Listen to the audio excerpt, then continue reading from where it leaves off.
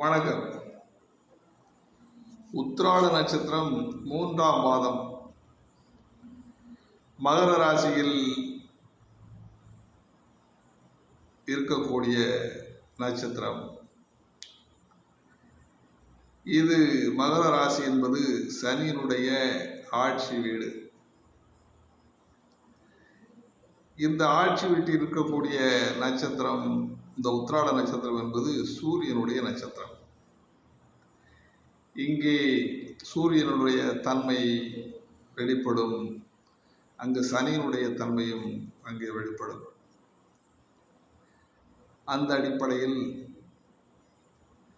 உத்திராடம் 3ஆம் மாதத்தில் பிறந்தவர்கள் பிறரிடம் தூசணையான பேச்சுக்களையும் அகங்கார பேச்சுக்களையும் கொண்டவர்களாகவும், கர்வம் கொடூர குணங்களுடனும் கெட்ட எண்ணங்களுடனும் முன்கோபத்துடனும் தன்னை பற்றி பிரமாதமாக பேசியும் வாழ்ந்து கொண்டிருப்பார்கள் என்பதை இந்த சோதிட நூல்கள் விளக்குகின்றன. வாழ்க வளமுடன்.